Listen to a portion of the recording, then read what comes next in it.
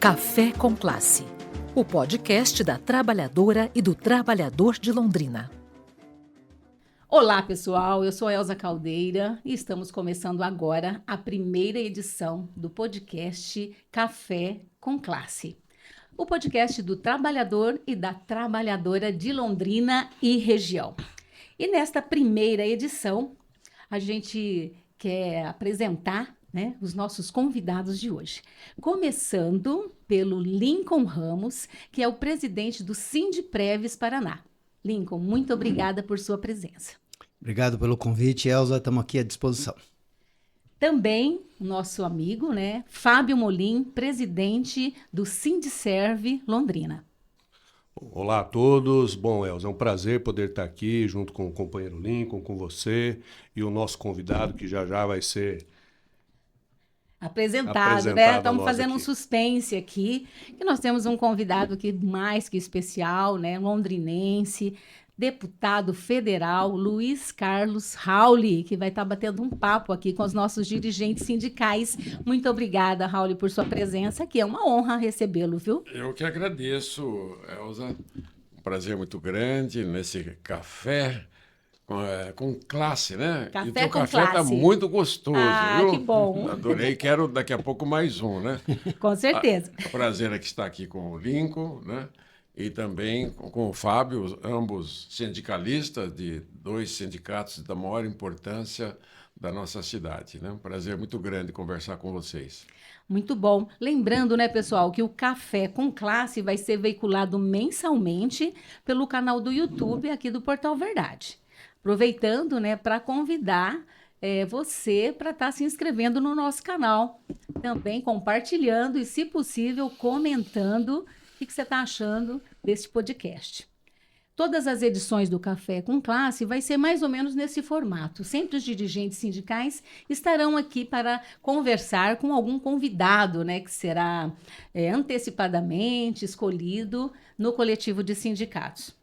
Falar no coletivo de sindicatos, nós não podemos deixar de lembrar aqui que o Portal Verdade, como o programa Aroeira da Rádio El, fazem parte, da comunicação desse coletivo tão importante aqui para a nossa cidade. Então, vamos começar a entrevista com o deputado Rauli, que hoje vai estar falando com a gente sobre as reformas administrativa e também reforma tributária. Começar com o Lincoln Ramos, fazendo a pergunta para o deputado Rauli. Vamos lá.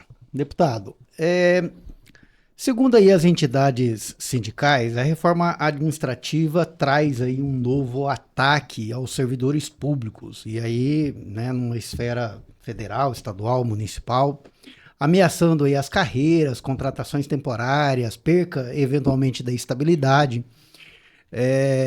E aí a avaliação é que alguns deputados estariam apresentando um desmonte no serviço público sob pretexto de modernização e eficiência. Por trás disso, terceirização, precarização de vínculo, privatizações, metas produtivas na lógica do mercado. Alguns desses pontos são bastante criticados. Qual a sua avaliação em relação a esta reforma? O senhor acredita que esse modelo pode estar trazendo o velho coronelismo? Muito bem, muito boa pergunta para esclarecer. Primeiro que o grupo de trabalho foi constituído pelo presidente da Câmara numa composição com o governo, com a liderança do governo.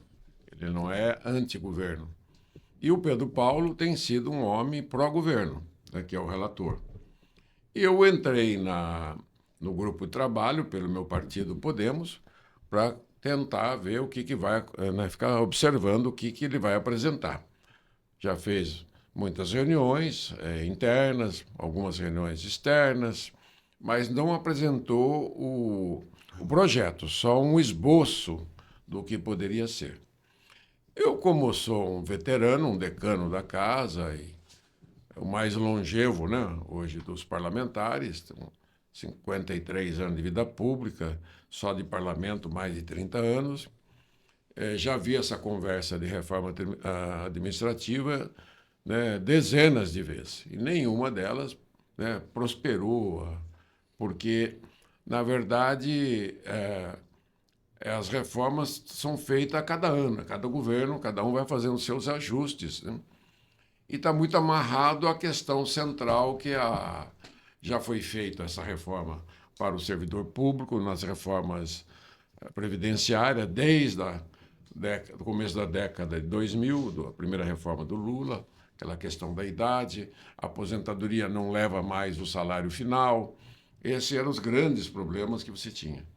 Então, os problemas que residem são de gestão administrativa. Não precisa de uma reforma, né?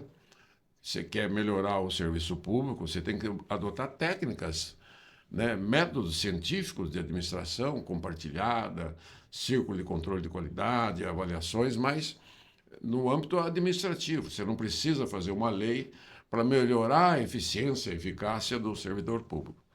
Quanto à questão do teto, né? Realmente esse é um problema, que ninguém deve ganhar mais que o teto, né? E aí você tem outras questões, né? Do financiamento do setor público, etc. Mas eu não vejo assim que prospere nada que seja contra, né, aquilo que o servidor público. Primeiro, você tem as carreiras típicas de Estado, né? Essas carreiras típicas de Estado, elas, né, são muito fortes, muito poderosas e importantes no funcionamento do Estado, aqui no Brasil e em qualquer parte do mundo. Qual é o Estado clássico que nós temos? É o provedor, né? Primeiro, guardião da moeda do crédito, né? Aí você tem que discutir a autonomia do Banco Central, que eu não concordo. Acho que tirar a autonomia da mão do povo, passar para, né, dar para as raposas, né? Isso é uma grande contradição. Aí bate com... Eu não sou petista, não sou governo, mas bate com aquilo que eles também defendem, né? Eu sou Estado sempre, sou sociedade sempre, né? E esse Banco Central não age de acordo com o interesse nacional nem da economia nacional.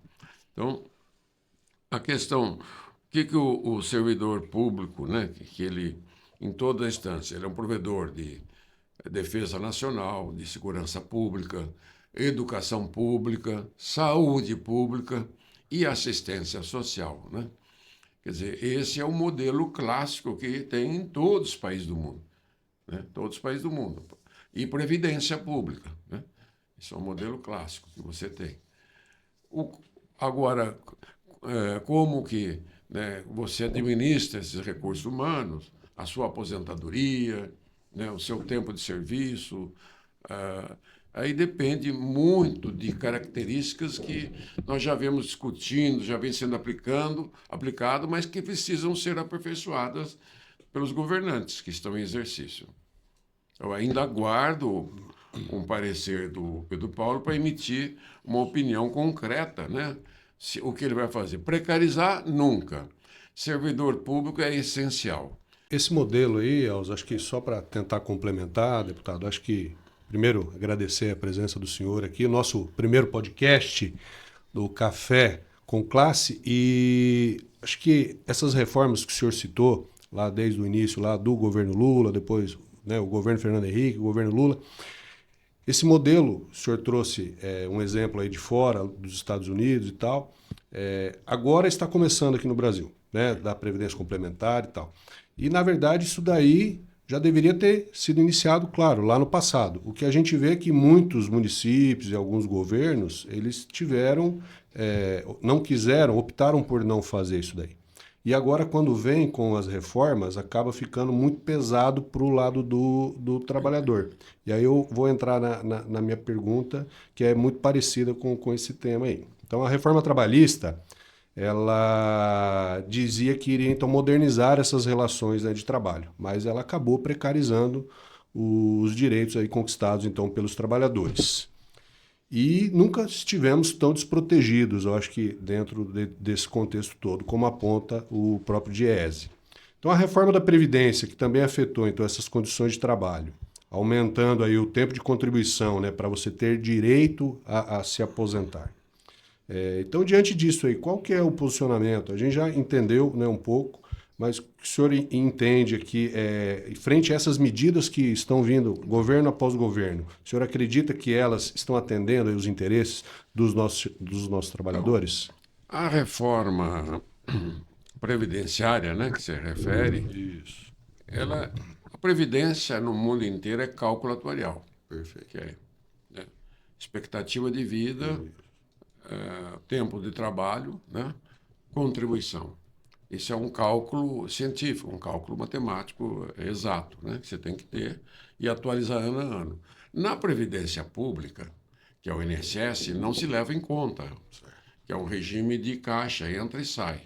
Então, o que acabou acontecendo é que o Brasil nunca se preocupou com poupança desta área. Isso vem lá de 50, desde a instituição do sistema. Não é um erro de um governo, de todos os governos, que acabou gastando o que você ganha. Você come o dia a dia disso. Tanto que agora o setor público, que tinha que tem um regime separado, que na verdade o regime público deveria ser todo mundo o INSS, todo mundo, público e privado, e o setor público ia fazer o complementar, né? Ele deveria pagar a parte patronal e o empregado dele, e ir para esse fundo complementar, tipo Previ, Banco Brasil, da FUNCEF, etc. Isso não foi feito. Por que eu digo isso? Porque os governantes, que são eleitos, salvo raras exceções, no município, estado, União, eles se elegem pelo populismo, pelo encantamento dos eleitores, né? E eles, quando chegam ao poder, né, eles não têm capacidade de fazer mudanças. E então, por exemplo, a Previdência, se puder, ele gasta o dinheiro da poupança. Muitos gastaram, né? A maioria. Muitos Quando gastaram. veio a década de 90, no começo, quando eu saí eu fui secretário do Paraná até começo de 90, março de 90, aí saí do cargo para ser candidato a federal. Quando eu cheguei no Congresso em 91, já levei as ideias de previdência complementar pública federal.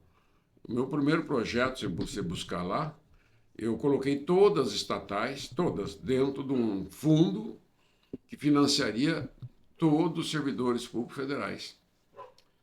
Você é louco, que ideia é essa? Isso aí, eu não sei o quê. Eu falei, não, eu estou dizendo que as estatais, elas foram construídas com dinheiro do povo e deveria assegurar o futuro, né, da área pública para que o governo tivesse dinheiro para investir em estradas, portos, aeroportos, e não foi feito. Quer dizer, aí, no final da década de 90, nós fizemos um grande debate nacional e criamos nova legislação para que as prefeituras, os estados, fizessem a sua capitalização.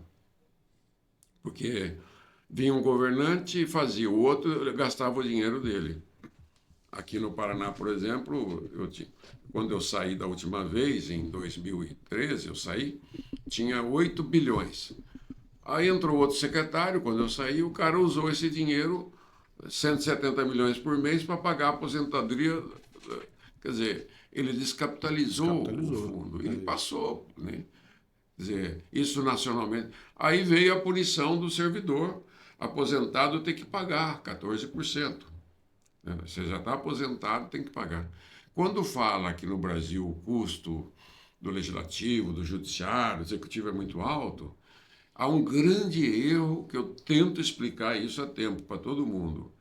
Quando você faz a comparação internacional do gasto com esses setores, eles não consideram que os aposentados e pensionistas do Legislativo, do Executivo e do Judiciário estão dentro da conta. Porque nenhum país do mundo tem esse modelo. São todos separados. Quando você olha, porque os Estados Unidos, o Congresso gasta menos. É porque essa conta do aposentado não está lá. Uma outra conta que não é feita, quer dizer, hoje, quantos países do mundo cobra do aposentado 14%? Nenhum.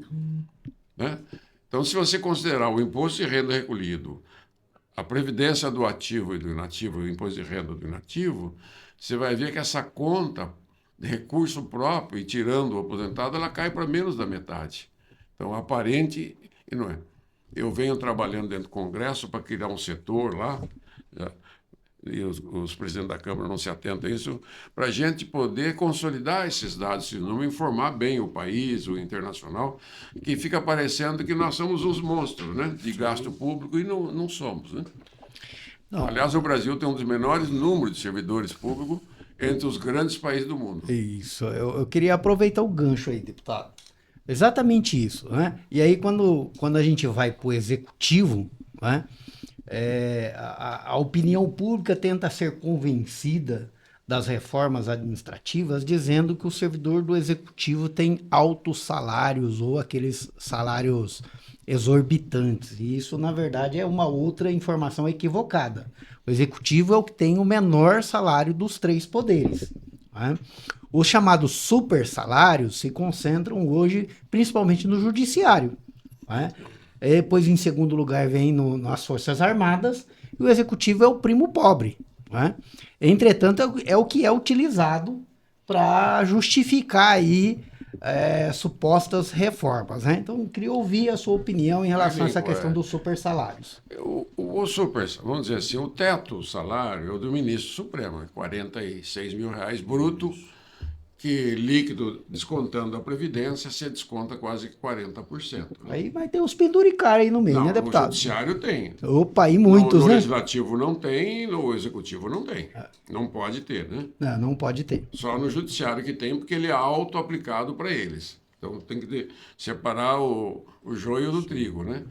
Então, quando você fala em alto salário do executivo e o próprio, às vezes, o legislativo federal, que é dos estados mais ricos, é que você tem que pagar bem aquelas categorias típicas do estado, quer dizer, o advogado do estado, né? O procurador da Fazenda Nacional, o auditor federal, né? Você tem que pagar bem.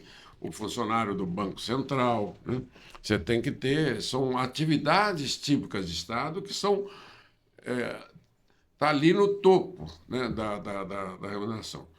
E mesmo assim, esse funcionário ele paga o imposto de renda dele, que é alto, 27,5%, mais a Previdência de 14%. Na média, o executivo da União é salário bem baixo. Na média, estados também, município também. O estado de São Paulo, que é o mais rico, não tem bom salário de servidores. Ali é uma briga eterna. Eu mesmo sou parceiro dos auditores estaduais de todo o Brasil e lá um dos que menos pagam, e daí você viu, né, a consequência. Embora ali é um caso de um nerd lá, um auditor que é um nerd, Uma exceção, do ITA. uma exceção à regra. O cara do ITA que viu uma fraqueza, né, do sistema, que é cheio de buraco, né, e se aproveitou. Eu não me incomodo com isso. Eu, como sou um homem público, 50% político, 50% técnico, eu sou da área econômica tributária, para mim tudo consiste em tributar. Não tem problema ganhar mais, paga mais. Só que o cara que ganha acima dessa faixa, ele tem que pagar, não a 27, ele tem que pagar 30 e pouco, vai subindo, como em qualquer outro país do mundo. E aqui, até agora, nós não fizemos essa mudança. Né? E isso daí, lá no grupo de trabalho, deputado, chegaram a ter alguma discussão neste sentido, de atacar, na verdade, essa questão do super salário? Porque como a gente não teve ainda acesso ao documento... Isso já tem projeto, né? Não precisa nem ser lá, já tem projeto que veio do Senado, tem do Álvaro, tem do Rubens Bueno, daqui para lá e de lá para cá. Então é só aprovar falar, ganhou mais? Não pode. Falei. Ou você tem que ter um outro sistema, né? Por exemplo, no caso, por exemplo, dos procuradores da República, né? A Advocacia da República tem sucumbência. Só que a sucumbência vai para o caixa, mas está limitada ao teto. No judiciário, não. Eles têm realmente... mas nós somos autossuficientes, porque eles cobram muito emolumentos, né? Realmente tem quase uma autossuficiência no judiciário, porque cobra tudo, né? Você entrou lá num cartório você paga até o suspiro, né? Que você está respirando lá. Daqui a pouco até o ar. Suspiro. Bom, você está assistindo, né, o podcast Café com Classe, recebendo aqui hoje dirigentes sindicais, Lincoln, do Sindpreves, Lincoln Ramos, e também Fábio Molim, do Sindserv Londrina, entrevistando o nosso convidado especial, deputado federal, Luiz Carlos Rauli. Rauli, eu vou fazer uma pergunta para você agora. Não estava no protocolo, mas eu não estou aguentando, eu tenho que perguntar. Rauli, qual que é a sua opinião? Você faz parte do grupo de trabalho que está discutindo a reforma administrativa, né? E eu queria que você falasse um pouquinho da sua opinião sobre essa reforma, apesar do texto, como ele falou, como o Fábio falou, ainda não está pronto, mas eu queria que você falasse um pouquinho da sua expectativa com relação à reforma administrativa. Porque um lado fala que vai ser muito bom, mas nós aqui dos sindicatos, a gente sabe que tem muita coisa, muito direito dos trabalhadores em jogo, né? Eu tenho uma relação nacional muito estreita com os auditores municipais, estaduais e federais, fruto da reforma tributária. Inclusive, há 5, 6 anos atrás, eu estimulei eles a criar o Pacto de Brasília, né? Quer dizer, os interesses do auditor municipal, estadual, federal, que são inúmeras categorias, são 9 grandes categorias. Eles vinham cada um com a sua emenda. Eu falei, não, eu não atendo mais a vocês, a não ser que vocês criem uma unidade sindical representativa, as associações e os sindicatos e as federações, né? E fizeram isso. Então, é muito bem objetivo. O que interessa a eles, interessa a todas as outras categorias, né? Quer dizer, o auditor, o procurador, o professor, né? O médico, enfim, todas as carreiras públicas. Por tudo que o senhor está falando aí, dá para perceber que o senhor concorda com a reforma administrativa. É preciso fazer mudanças? Não sei. Depende do que vem. Eu Tá. quero ver, não posso assumir nenhum compromisso de a favor nem contra, porque o que ele pode apresentar? Eu não. Até hoje, muita gente fala reforma administrativa e depois acaba cortando o cafezinho, né? Tem que tomar um pouco de cuidado com esse tipo de coisa aí. Vamos pensar nós, você está na área da Previdência, né? Não, qual que é a Saúde. Hã? Saúde. Saúde, Sindicato de Saúde. O que pode melhorar os funcionários da saúde no posto de saúde, dos hospitais públicos, das clínicas públicas? O que pode melhorar, né? Isso é uma coisa interna, né? De natureza interna, de eficiência, de qualidade. Quem deve decidir isso? Uma norma de cima para baixo, ela resolve isso? Não resolve. Eu não acredito.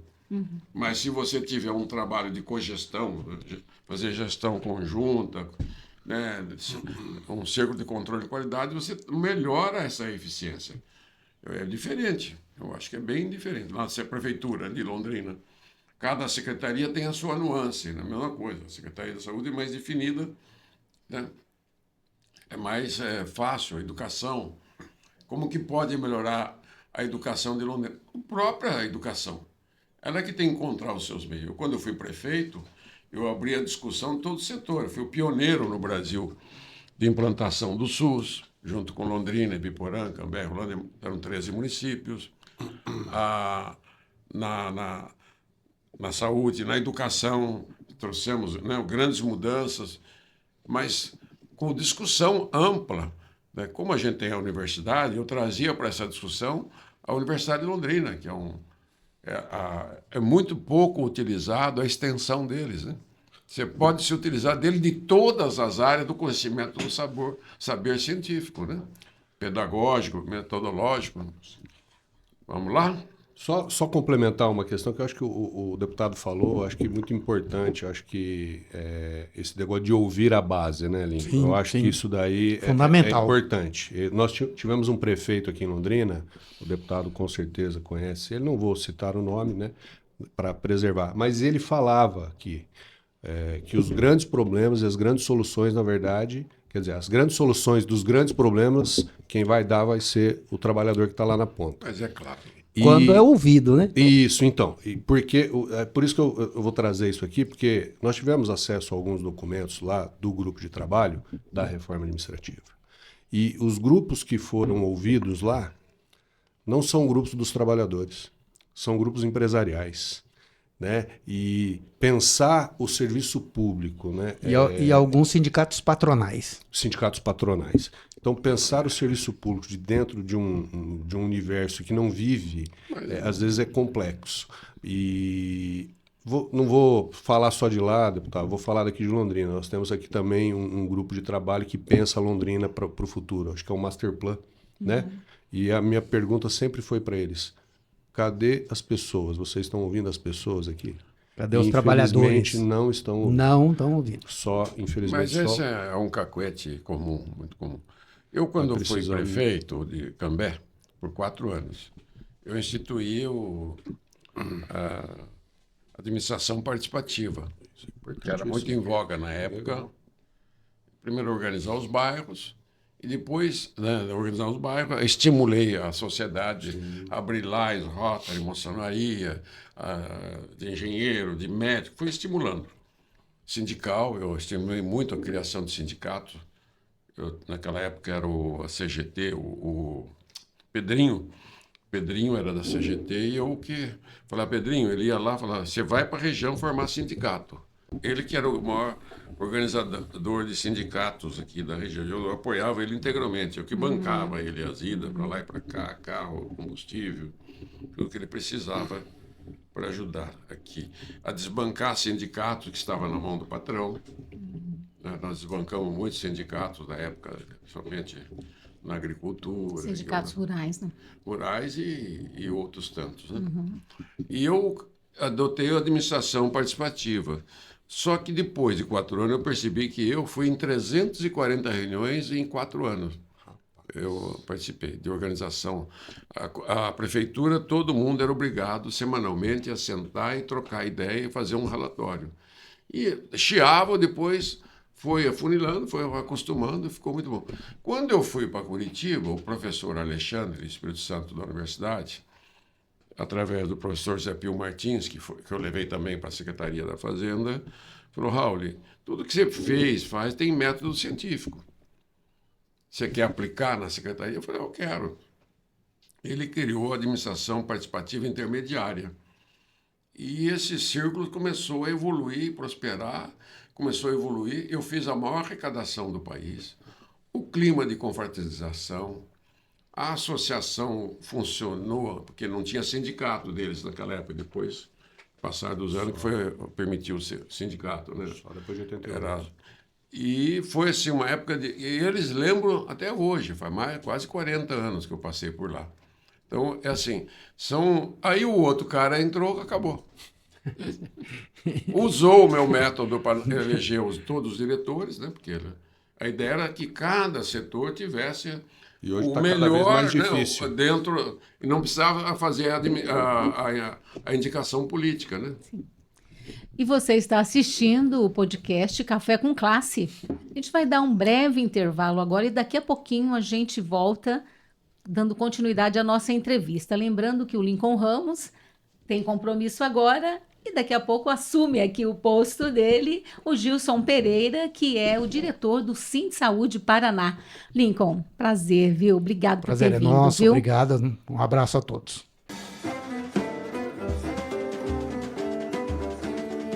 Café com Classe, o podcast da trabalhadora e do trabalhador de Londrina. Estamos de volta com o Café com Classe, agora com um novo convidado. Está aqui conosco o Gilson Pereira, ele que é diretor do Sindsaúde Paraná. Gilson, que bom que você chegou, seja bem-vindo. Olá pessoal, tudo bem? Olá Elza, Fábio, deputado federal Raul, é um prazer estar aqui com vocês hoje. E a bola da vez é tua agora, para fazer a pergunta para o deputado. Vamos lá. Bom, já debatemos vários assuntos aqui e eu queria falar um pouco sobre o imposto de renda, né? O presidente Lula sancionou recentemente uma lei, né, que isenta o pagamento de imposto de renda aos trabalhadores que ganham até 2 salários mínimos, o que equivale a R$ 3.036, mais ou menos, deputado. E com a nova mudança, 10 milhões de brasileiros vão parar de pagar imposto de renda.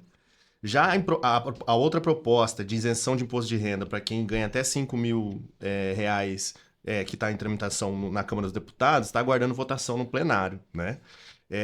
E o que o senhor acha dessa proposta de isenção até R$5.000, né? Considerando que a classe trabalhadora é a classe que mais paga impostos e proporcionalmente é a que paga o percentual maior. Qual que é a sua opinião sobre isso? Excelente pergunta, viu? Já chegou assim... Chegou com tudo. Maravilha. Muito bem, né? Muito bem-vindo também ao nosso Obrigado. debate aqui, Gilson. Como eu vejo, o Lula, ele usa um componente ideológico nessa relação, de afinidade ideológica. O sonho é uma coisa deles, do PT. Isso é uma coisa antiga deles, de ter afinidade com a China, com a Rússia, né? E essa posição deles de criar a moeda do BRICS deu um milindre nos Estados Unidos. Mexeu tanto com o democrata quanto com o republicano. Infelizmente, né, nós perdemos eleições nos Estados Unidos com a nossa candidata e o Trump voltou. E nesse mandato ele resolveu, né, ser o dono do mundo. É um cara que não é político, nunca foi vereador, prefeito, deputado estadual, federal, né, nunca foi governador, nada. E é um empresário que sempre usou de toda a força, né, do capitalismo selvagem para prosperar. E deu em crer que deu. E no meio disso, né, essa situação do Bolsonaro, que o filho dele foi lá fazer toda essa confusão lá. Então, o que eu quero dizer é o seguinte: o Trump, se ele é arrogante, desculpe dizer, o Lula também. Ele deveria tratar o comércio. Ele não está fazendo política, ele está fazendo comércio. Em se tratando de comércio, empresarialmente, ele defende uma economia que depende de um cliente que é 4% do nosso negócio. Ele representa todo o negócio brasileiro, Lula. Que esse é o drama do presidencialismo. Ele é chefe de Estado e chefe de governo. Se ele fosse chefe de Estado, ele poderia falar o que quisesse, porque o chefe de governo ia lá, conversava outra coisa. Eu estou falando do regime presidencialista com parlamentarismo, né? Que é o que eu defendo. Então, deixa os presidentes andar pelo mundo, como o Dom Pedro fazia. Ele ficava 6 meses fora e o primeiro-ministro que governava o Brasil. Mesmo que esse assunto todo tenha tido gênese nessa articulação de um deputado federal do Brasil? Não, coitado, se ele tivesse esse poder, o Trump impôs restrições a todo mundo. Sim. E carregou no Brasil com essa questão. Política. Raul, decano do Congresso, falou assim: anistia os do 8 de janeiro e deixa os capa preta lá, coturno preto, não sei o quê, e os articuladores fora. Quero ver o que o mundo fala. Tira o discurso. Está resolvido o problema. Estou avisando ao governo, o PT, falando: vocês estão perdendo tempo. Eu, modéstia parte, eu não sirvo só para orientar a reforma tributária, a reforma do Simples. Eu também tenho um grande conhecimento político, de geopolítica. Eu presidi o Parlamento das Américas por 4 anos, dos 35 países das Américas, incluindo Cuba, que os Estados Unidos nunca aceitaram a entrada de Cuba. Faz parte da OEA e faz parte do Parlamento das Américas, que eu presidi a sede em Ottawa. Então, eu aprendi que o americano é difícil. Democrata ou republicano, primeiro lugar, os Estados Unidos. Mas, deputado, o senhor não acha que conceder anistia seria passar o pano mesmo diante dos absurdos que fizeram no 8 de janeiro? Calma.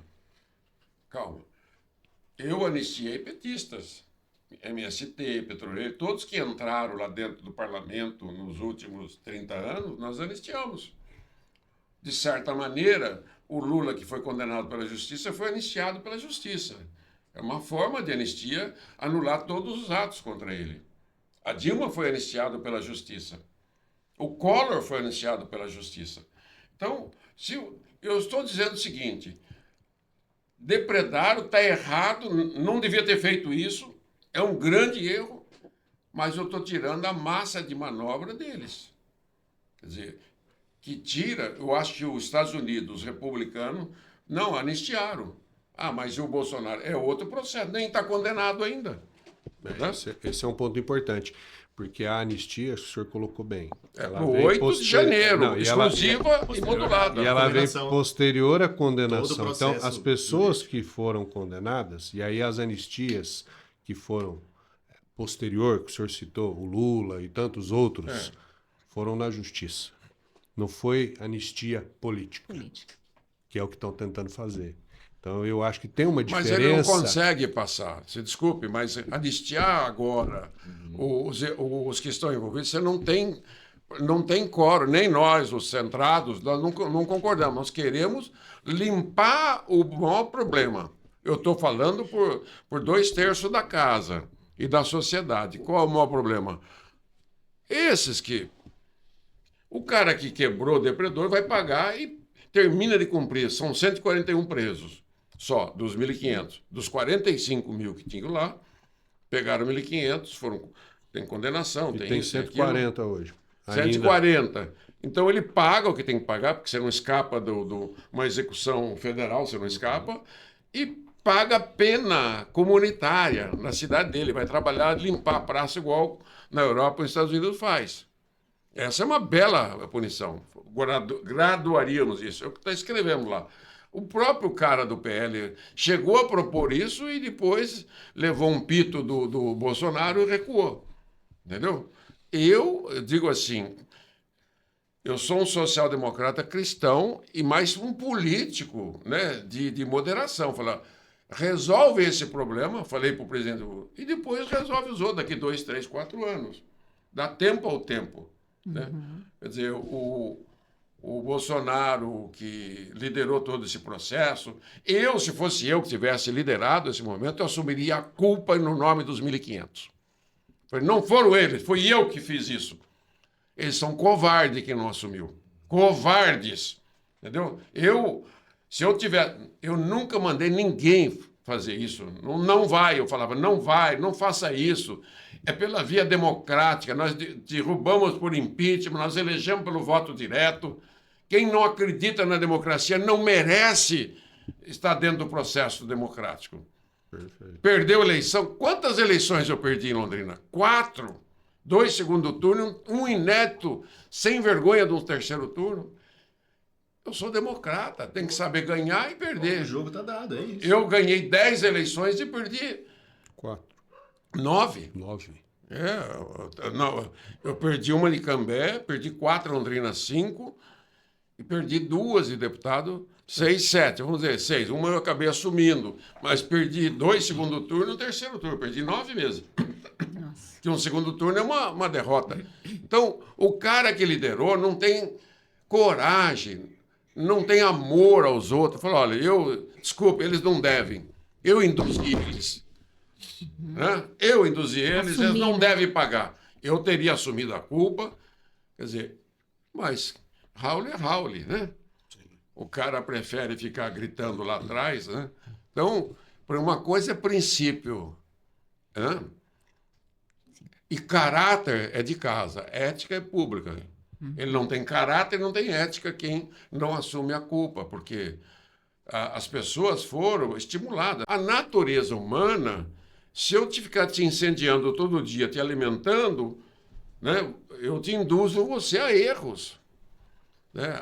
O poder da ideologia, da palavra, do convencimento. E hoje, com a internet, muito mais fácil, né? Exatamente. O alcance Regular é as redes absurdo. é um né? debate também muito importante. A internet é o maior loucura, espaço de comunicação da história da humanidade. A gente falava que era a televisão. Sim. A televisão é o maior do mundo. Não. É a rede social de comunicação. Né? O instrumento mais para o bem e para o mal. Eu uso o chat GPT, hoje eu sou um velhão high-tech turbinado, eu mando brasa. Deputado, esse tema é um tema que o senhor domina, o senhor já deu uma pincelada aqui. Aula. É uma aula e eu acho muito bacana, eu gosto muito de ouvir você quando você fala desse assunto. Você teve esses dias numa rádio aqui em Londrina e deu uma aula lá e o pessoal teve que cortar porque é longo o tema e o senhor, como já falou, eu acho que vamos conseguir finalizar nela aqui, ó. Então, na comparação com outros países, sabe-se que o Brasil tem uma carga tributária maior que os países da América Latina. O senhor vai nos corrigindo aí, menor em relação à média dos países da OCDE, que tributam mais rendas e lucros, incidindo, então, sobre quem tem mais capacidade contributiva, sendo mais progressiva. Então, qual a opinião sua com a mudança do sistema tributário brasileiro para reduzir esses impostos indiretos sobre a produção e consumo e aumentando progressividade nos impostos diretos sobre renda e patrimônio. O senhor já falou um pouquinho sobre isso. Já. Se o puder complementar para a gente. Sim. Primeiro falar que o Brasil da América Latina é porque nós somos o maior, né? Temos 213 milhões de habitantes, a Argentina tem 70, 3 vezes maior. Só o Paraná é maior que o Paraguai e o Uruguai junto, a economia, e sobra ainda PIB. Então, para ter uma ideia do quando você fala em América Latina. Então, é por isso que nós temos um gigantesco sistema previdenciário de 40 milhões de pessoas, aposentado e pensionista, 5 milhões de BPC, 20 milhões de famílias que dependem do Bolsa. Então, o Brasil, com a sua singularidade, da sua etnia, da sua formação, tem muita gente pobre, doente, pessoas que chegou à idade adulta, lá da aposentadoria, não tinha nenhuma contribuição, porque são inválidos, pessoas... Né? Tá aí o Brasil real, que quem conhece, como eu conheço, casa a casa, sempre vendo as pessoas mais frágeis, muito autismo, muito Down, muitas doenças, muita paralisia, cego, coxo, manco. Tudo muito grande, né? Tudo é muito grande. Temos 7.500 doenças raras dentro do Brasil. Né? E o SUS atende 160 milhões de pessoas. O SUS federal, estadual e municipal, você é da saúde, atende com tanta qualidade como qualquer plano de saúde, porque os planos de saúde usam os mesmos hospitais que o SUS paga e dá a base. Quer dizer, que ele é deficitário, o SUS, mas ele paga. Credenciados, né? Exatamente. Então, nós temos que fazer a defesa nacional, segurança pública, temos quase 1 milhão de pessoas nessa área, né? Do judiciário, do legislativo. Então, o Brasil não é de mais nem de menos. Aliás, no concerto dos grandes países, é o menor orçamento que tem. Nós não temos orçamento de 33%, de 30%. Já falei que 3% é dinheiro do trabalhador. O que é o fundo de garantia? É o 14º trabalhador. O salário é tão baixo que lá atrás foi criado um adicional de salário ainda para usar ele para poupança, para investimento.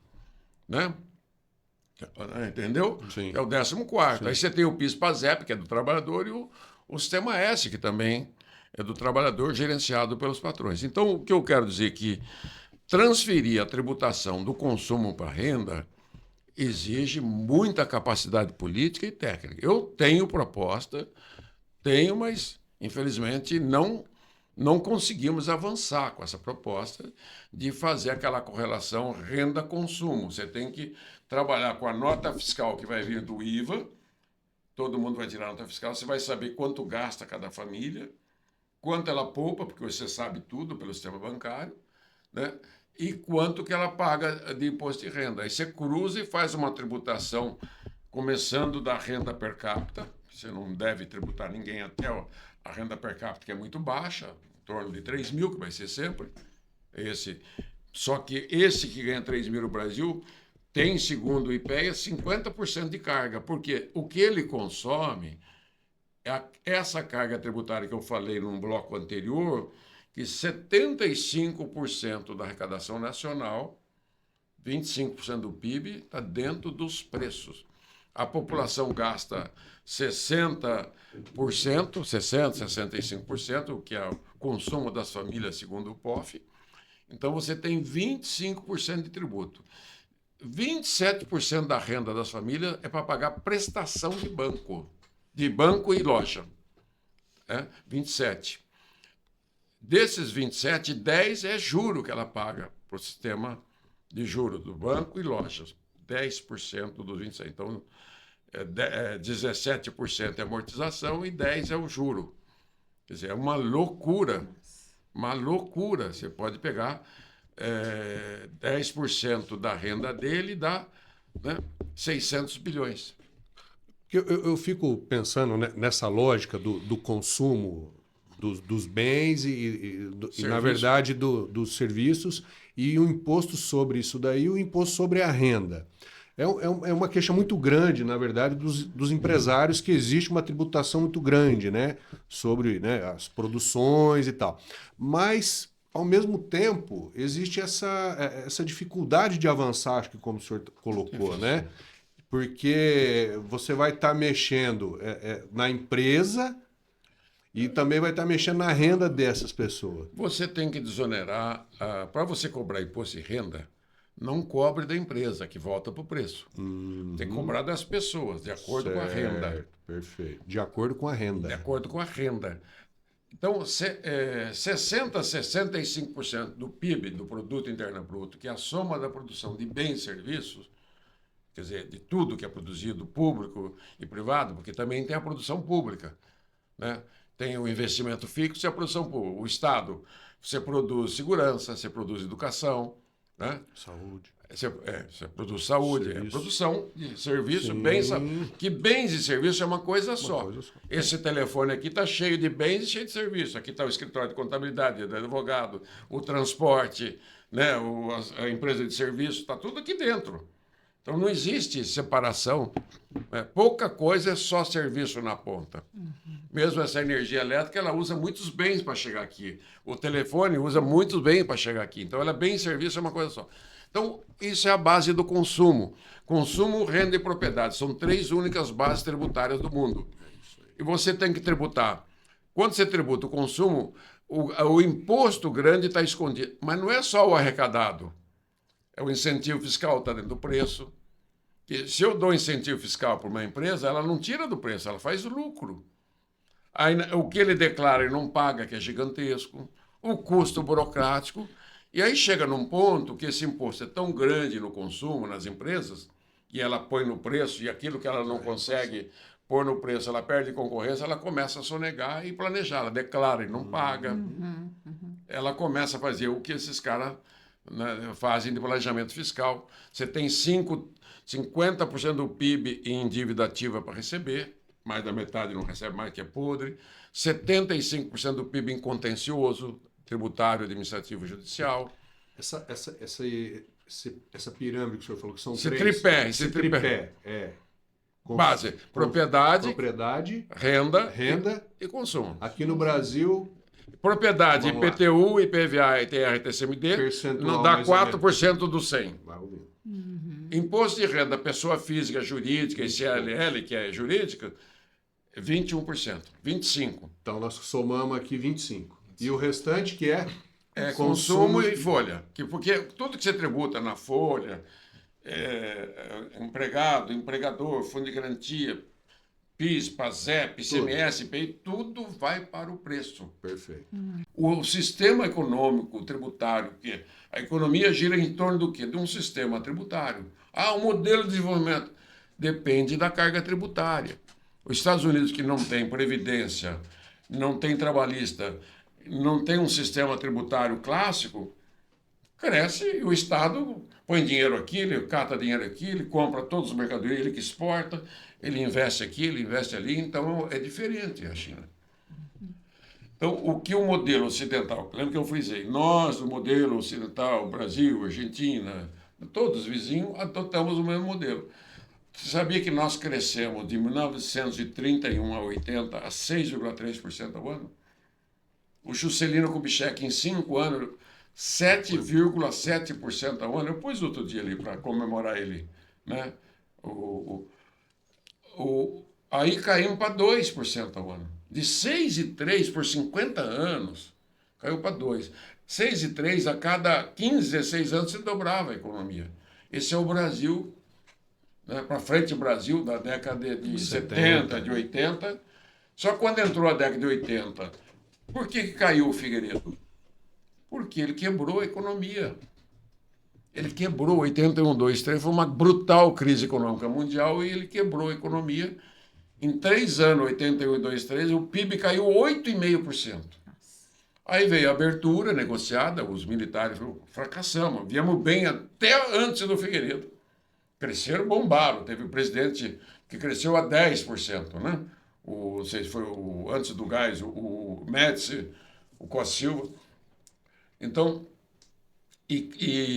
aí veio o Sarney, morreu o Tancredo, se virou, lutou, cresceu até um pouquinho, veio a Constituinte e veio o inferno para a terra, foi o Collor. O inferno para a terra. Aí, em 2 anos, já estava ruim a situação no primeiro ano, quebrou de novo, em 7,7%. Aí impeachment nele. Aí veio reconstruindo o Itamar, o Fernando Henrique, o Plano Real, reforma do sistema bancário, porque quando acabou a inflação, o sistema bancário ia quebrar. Ele vivia do overnight. Sim. Ele vivia da renda e não investia. E aí reconstruímos, veio o Lula 1, o Lula 2, a Dilma, primeiro governo, o segundo veio outra crise e ela não soube se virar, quebrou e nós impeachmentamos ela. Para mim foi por isso. Aí veio o Temer, bombardearam o Temer de tudo quanto é jeito, né? Mas si mesmo foi até razoável. Aí veio o Bolsonaro. O trabalhador não. O trabalhador, não. Não, veio o Bolsonaro, veio a pandemia. Nossa. E essa loucurada toda do Bolsonaro, né? Antivacina, essa coisa toda. E volta o Lula. Quer dizer, esgotou uma era política no Brasil dessa coisa toda. A velha geração que governaram na década de 90 foi e o Lula está indo embora também. O Brasil precisa acabar com essa bobagem. O mundo não pode ser dividido em esquerda e direita. Tem que ser dividido em competente, incompetente, malandros e não malandros. Gente que trabalha, gente honesta, brasileiros de verdade. É isso que nós precisamos, pelo amor de Deus. E essa é a essência da classe trabalhadora, né? Trabalhando, sustento. O debate eu acho que é muito interessante, é importante a gente esclarecer, né, toda a população sobre esses debates que estão acontecendo agora. Tudo que a gente falou aqui, ele está acontecendo agora, né? Muitos desses projetos vão ser votados na Câmara. E eu acho que o importante também é dizer que, mesmo sendo a grande massa de consumo, como a gente falou aqui, a classe trabalhadora tem um papel primordial, né, na manutenção, na produção dessa economia, que a gente está vendo que fica na mão de poucos.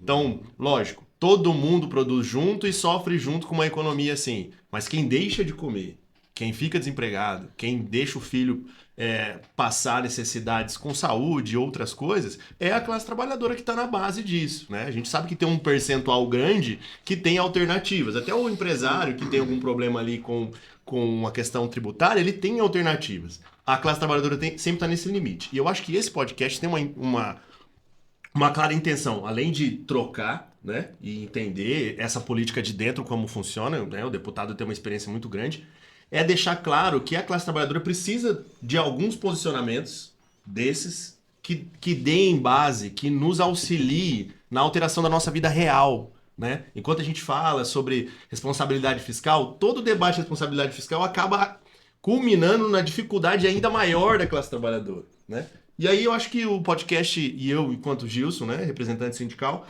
gostaria muito desse compromisso seu, deputado, para a gente ter, né, essa garantia que os debates que envolvam a classe trabalhadora, seja na carga tributária, no imposto de renda ou em outros detalhes, que tivesse esse apoio, que tivesse esse olhar para quem de fato, né, essa massa que faz o consumo acontecer. Né? Gilson, eu vou te falar assim, a minha vida pública é dedicada ao povo brasileiro. Empresários, trabalhadores, donos de casa, a família brasileira. Não tem como separar. A economia de mercado, ela é composta, né, de produtores rurais, industriais, comerciais, prestadores de serviços, profissionais liberais, funcionários públicos, todos dentro da mesma engrenagem. Por sua vez, a população, as famílias, são donas desses meios de produção ou são empregadas. Então, e todos são consumidores. Então, para mim, é uno íntegro. Desde o pequeno proprietário ao grande, todos são importantes nessa engrenagem. Claro que, se não for eu com minha vida pública, quem que é o criador do simples e do meio no Brasil? Sou eu. Que é olhar mais fraterno, mais amigo do trabalhador do que esse. Né? Eu também, as minhas legislações, e tudo que eu defendi até hoje, foi o Proger, o Pronaf, Proger Rural, Proger Urbano, o Pronafinho, tudo, refinanciamento de dívida de pequenos, de médios, tudo para o pequeno. Quer dizer, qual que é o meu ideal hoje, público? Quer dizer, o país, se tivesse poupança, mesmo que não tendo, criar um fundo de investimento de habitação de R$500 bilhão por ano, que é o que precisa para fazer habitação. Você viu que nos últimos 10 anos diminuiu o número de pessoas que dependiam do aluguel, aumentou, em pleno período que o Lula está no governo. Aumentou Eles estão porque não tem casa própria. Então, construir. não evoluímos. Esse modelo, que não é um não modelo, esgotou. Precisa de um novo momento político para frente, sem dicotomia. Claro que a situação e oposição sempre vai haver. E a alternância de poder é salutar, ela é democrática, mas sempre pensando na construção. Então, meu compromisso que eu tenho, né, é com Deus, né? Claro, manter a minha família com o nome honrado e com o nosso povo, trabalhar, né? Trabalhar com honradez, com capacidade, usar tudo que tem minha energia para o país. Toda a minha legislação de acabar com a reforma do IVA é acabar com a mamata dos incentivos fiscais, da inadimplência, né, da sonegação. E isso vai beneficiar quem? Vai diminuir preço, né, vai aumentar emprego. Então, são medidas que beneficiam a todos.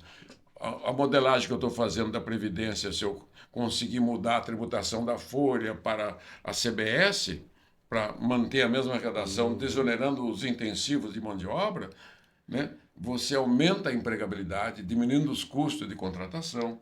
Então, você tem que pensar de uma forma holística e dizer assim, tudo que se fez no Brasil, de jogar tributo nas empresas, vai para as costas do trabalhador. Se você tributa muito o banco, vai para o juro. É o maior juro do mundo. Então, nós já aprendemos, já expliquei centenas de vezes isso para o pessoal lá do governo, do PT, falou, olha, vocês têm que mudar o pensamento, né? Essa coisa de que o produtor é inimigo, eles são meros produtores. Então, nós temos que saber que nós temos que aliviar para a família brasileira, todas. A classe média está lascada também, endividada, ela está brutalizada. 70% de endividamento pega rico, pobre, remediado, né? Então, funcionário público, né? Podemos classe média C baixa, C média, né? Então, estamos todos no mesmo barco, meu amigo. Não tem barco de primeira classe, segunda classe, igual o Titanic, não, né? Aqui, na hora que afunda. Afunda. Então, mas não vai afundar. O Brasil é maior que tudo, viu, Elcio? O Brasil é um país que tem todas as pré-condições para crescer por 50 anos. E os nossos netos vão ver o primeiro mundo aqui. Nós não vamos ver, viu? Infelizmente. Café com Classe, primeira edição, finalizando, agradecendo muito a presença do deputado federal Luiz Carlos Rauli. Muito obrigada, Rauli, por sua presença, sua colaboração aqui com a gente. Muito bem-vindo. Eu também gosto de uma selfie. E também agradecer ao Gilson, né, que é diretor do Cine Saúde. Gostou, Gilson? Muito bom estar aqui, né? Apesar de a gente divergir em algumas ideias, isso é natural e eu acho que isso é o fundo democrático do debate, mas é de um conhecimento enorme o que o deputado trouxe para a gente aqui e também levar para ele tudo que a gente tem enquanto luta da classe trabalhadora, né? Cada um dentro da sua especificidade. Fortalecimento das políticas públicas eu acho que é muito importante para todos nós. Fábio Molim. Bom, agradecer, né? Parabenizar a Elza por todo esse trabalho que tem feito à frente aí do Portal Verdade. Obrigado, Gilson, nosso amigo. O Lincoln, que esteve até agora há pouco conosco aqui. E, deputado, Lincoln, parabéns aí. Eu acho que querido, a sua história e pelo trabalho que o senhor tem feito. Acho que se tivermos um Congresso um pouco mais progressista, talvez consigamos avançar em questões fundamentais, como o senhor colocou. E agradecer, né, nossos ouvintes, o pessoal que está aí nos acompanhando. Obrigado e vamos para o próximo, né, Elza? Vamos para o próximo, né? Saudando também todos os outros dirigentes do coletivo de sindicatos. E encerrando aqui o nosso primeiro Café com Classe. Todo mundo tomou o cafezinho já? Uma delícia de café. O deputado gostou do nosso café, que bom.